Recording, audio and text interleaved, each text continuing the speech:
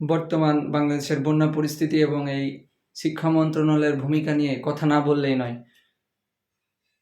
আসলে আমাদের দুঃখের বিষয় যে আমাদের এইরকম একটা অকৃতজ্ঞ দেশে আমরা বসবাস করি। এরকম একটা মূর্খের দেশে আমরা বসবাস করি। আপনারা জানেন যে সারা বাংলাদেশে বিশেষ করে ঢাকা এবং চট্টগ্রামে যে পরিমাণ বন্যা হচ্ছে, এই বন্যার ভিতরে কিভাবে এইচএসসি পরীক্ষার্থীরা পরীক্ষা দিতে যাবে। ইতিমধ্যে আপনারা অনেকগুলো ভিডিও দেখেছেন সোশ্যাল মিডিয়ায় যে স্টুডেন্টরা পানির ভিতরে পড়ে যাচ্ছে, নৌকায় করে পরীক্ষা দিতে যাচ্ছে। কেন? পরীক্ষা পিছালে কি খুব মহাভারত অশুদ্ধ হয়ে যাবে? এভাবে মানসিক ট্রমার ভিতরে স্টুডেন্টদের রাখছেন কেন?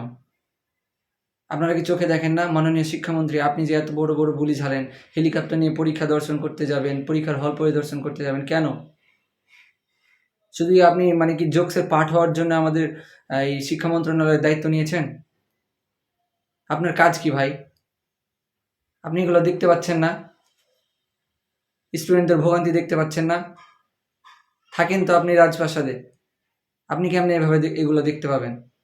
একটা স্টুডেন্টের বাড়ি পানিতে তলিয়ে গেছে, ওই বাড়িতে কেমনে একটা স্টুডেন্ট পড়াশোনা করবে ভাই? পড়াশোনা কেমনে হয় ওই বাড়িটাতে? ওই বাড়িটাতে যদি সে পড়াশোনা করতেও পারে, তাও আবার দেখা যাচ্ছে যে ও টেনশনে থাকে যে কালকে আমি পরীক্ষার হলে কিভাবে যাব, কিভাবে পরীক্ষা দিতে যাব। এই মানসিক টেনশনের ভিতরে তো পড়া হবে না। তাহলে আপনারা কেন পদক্ষেপ নিচ্ছেন না পরীক্ষা বন্ধ নেওয়ার? পরীক্ষা বন্ধটা হলে কি এমন হয়ে যাবে? আমাদের করোনার ভিতরে শিডিউল গ্যাপ হয়েছিল, আরও নাহলে হলো ১ মাস।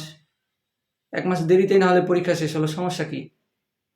আপনারা কেন এগুলো স্টুডেন্টদের এভাবে ট্রমার ভিতরে রাখছেন? আপনারা তো জানেন, আপনাদের কাছে তো তথ্য আছে কোন জেলাগুলোতে হচ্ছে বন্যা পরিস্থিতি বেশি। আপনি ওই বোর্ডের হচ্ছে যে ইয়াগুলো রাখলেন, পরীক্ষাগুলো বন্ধ রাখলেন, কি সমস্যা? কেন আপনারা এইভাবে স্টুডেন্টদের মানসিক অবস্থা ভেঙে দিচ্ছেন?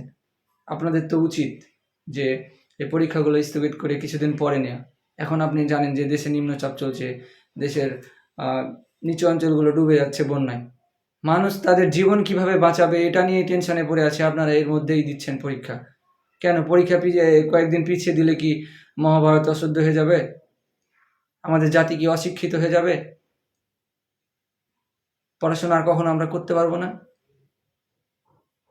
এটা কেমন সিস্টেম? মানুষ তাদের জীবন বাঁচানোর জন্য এদিক ওদিক ছোটাছুটি করছে। আমাদের জীবনের চাইতে কি আমাদের শিক্ষার দাম অনেক বেশি? আপনার জীবন যদি না থাকে, আপনি কেমনে শিক্ষিত হয়ে কি করবেন আপনি? কি কাজ আমাদের যদি জীবনটাই না থাকে?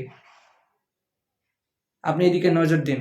অবশ্যই আপনি এদিকে আপনার নজর দেওয়া উচিত, মাননীয় শিক্ষামন্ত্রী।